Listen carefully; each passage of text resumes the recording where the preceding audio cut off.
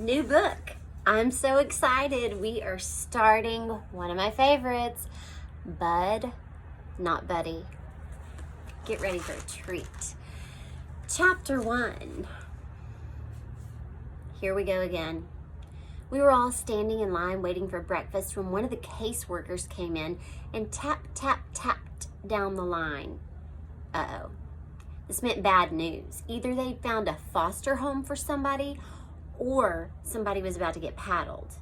All the kids watched the woman as she moved along the line. Her high-heeled shoes sounded like little firecrackers going off on the wooden floor. Shoot, she stopped at me. "Are you Buddy Caldwell?" I said, "It's Bud, not Buddy, ma'am." She put her hand on my shoulder and took me out of line. Then she pulled Jerry, one of the littler boys, over. "Aren't you Jerry Clark?" He nodded. "Boys, good news. Now that the school year has ended, you both have been accepted in new temporary care homes starting this afternoon." Jerry asked the same thing I was thinking. "Together?" "Why, no, Jerry. You will be in a family with 3 little girls." Jerry looked like he just found out they were going to dip him in a pot of boiling milk. "And Bud," she looked at some paper she was holding. "Oh, yes, the Amoses. You'll be with Mr. and Mrs. Amos and their son, who's 12 years old. That makes him just 2 years older than you, doesn't it, Bud?" "Yes, ma'am."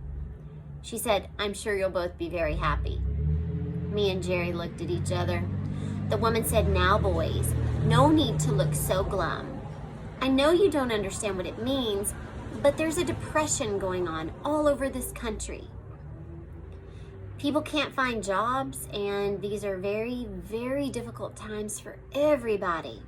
We've been lucky enough to find 2 wonderful families who've opened their doors for you. I think it's best that we show our new foster families that we're very..." She dragged out the word very, waiting for us to finish the sentence for her. Jerry said, "Cheerful, helpful, and grateful." I moved my lips and mumbled. She smiled and said, "Unfortunately, you won't have time for breakfast. I'll have a couple of pieces of fruit put in a bag, and in the meantime, you can go to the sleep room and strip your beds and gather all your things." Here we go again. I felt like I was walking my sleep as I followed Jerry back to the room where all the boys' beds were jammed together. This was the 3rd foster home I was going to, and I'm used to packing up and leaving, but it still surprises me that there are always a few seconds right after they tell you you've got to go when my nose gets all runny and my throat gets all choky and my eyes get all stingy. But the tears coming out, that doesn't happen to me anymore. I don't know when it first happened, but it seems like my eyes don't cry no more. Jerry sat on his bed, and I could tell that he was losing the fight not to cry. Tears were popping out of his eyes and slipping down his cheeks. I sat down next to him and said, "I know being in a house with 3 girls sounds terrible, Jerry, but it's a lot better than being with a boy who's a couple of years older than you. I'm the one who's going to have problems. An older boy is going to want to fight. But those little girls are going to treat you real good. They're going to treat you like some kind of special pet or something." Jerry said, "You really think so?" I said, "I'd trade you in a minute. The worst thing that's going to happen to you is that they're going to make you play house a lot. They'll probably make you be the baby and will hug you and do this kind of junk to you." I tickled Jerry under his chin and said, "Gaga goo goo, baby waby." Jerry couldn't help but smile. "You're going to be great." Jerry looked like he wasn't so scared anymore, so I went over to my bed and started getting ready. Even though it was me who was in a lot of trouble, I couldn't help but feel sorry for Jerry. Not only because he was going to have to live around 3 girls, but also because being 6 is a real tough age to be at. Most folks think you start to be a real adult when you're 15 or 16 years old, but that's not true. It really starts when you're around 6. It's at 6 that grown folks don't think you're a cute little kid anymore, and they talk to you and they expect that you understand everything they mean. And you best understand too if you aren't looking for some real trouble, because it's around 6 that grown folks stop giving you little swats and taps and jump clean up to giving you slugs that'll knock you right down and have you seeing stars in the middle of the day. First foster home I was in taught me that real quick. 6 is bad time too, because that's when some real scary things start to happen to your body.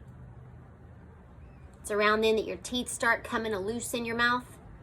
You wake up one morning and it seems like your tongue is the first one to notice that something strange is going on, because as soon as you get up, there it is pushing and rubbing up against one of your front teeth. And I'll be doggone if that tooth isn't the littlest bit wiggly. First you think it's kind of funny, but the tooth keeps getting looser and looser, and one day in the middle of pushing the tooth back and forth and squinching your eyes shut, you'll pull it clean out. It's the scariest thing you can think of, because you lose control of your tongue at the same time, and no matter how hard you try to stop it, it won't leave the new hole in your mouth alone. It keeps digging around in the spot where that tooth used to be. You tell some adult what's happening, but all they do is say it's normal. You can't be too sure though, because it shakes you up a whole lot more than grown folks thinks it does when perfectly good parts of your body commence to loosening up and falling off of you. Unless you're as stupid as a lamppost, you gotta wonder what's coming off next. Your arm? Your leg? Your neck? Every morning when you wake up, it seems like a lot of your parts aren't stuck on as good as they used to be. 6 is real tough. That's how old I was when I came to live here in the home. That's how old I was when Mama died. I folded the blanket and sheet and set them back on the mattress. Then I reached under the bed to get my suitcase. Most of the kids in the home keep their things in a paper cloth or sack, but not me. I have my own suitcase. I set it on the mattress and untied the twine that held it together. I did what I do every night before I go to sleep. I checked to make sure everything was there. The way there are more and more kids coming into the home every day, I had to make sure no one had run off with my things. First, I pulled my blanket out and saw that everything was where it was supposed to be. At the bottom of my suitcase were the flyers. I took the blue flyer out and looked at it again. The paper was starting to wear out from me looking at it so much, but I liked checking to see if there was anything I hadn't noticed before. It was like something was telling me there was a message on that flyer for me, but I didn't have the decoder ring to figure out what it was. Across the top of the flyer, written big black letters, were the words, "Limited engagement." And then in little letters it said, "Direct from an SRO engagement in New York City."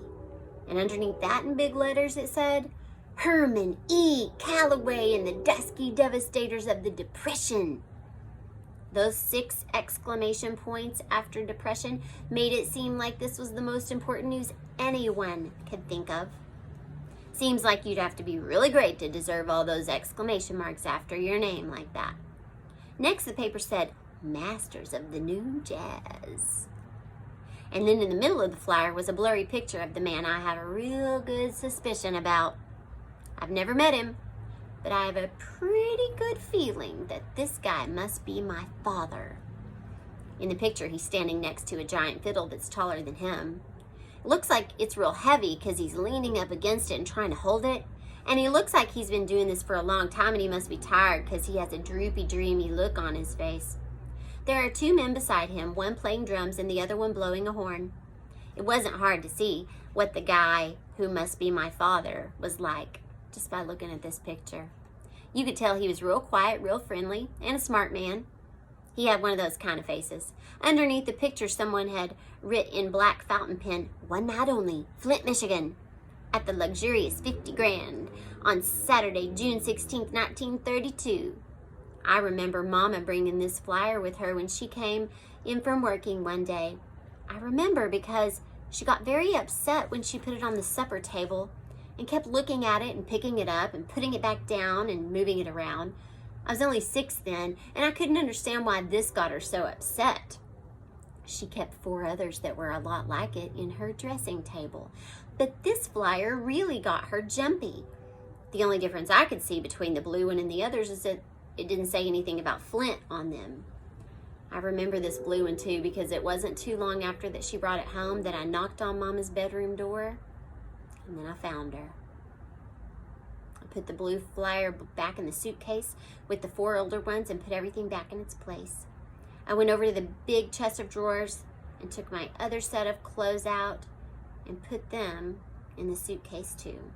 I tied the twine back around my bag and then went and sat on Jerry's bed with him. Jerry must have been thinking just as hard as I was, because neither one of us said nothing. We just sat close so that our shoulders were touching. Here we go again.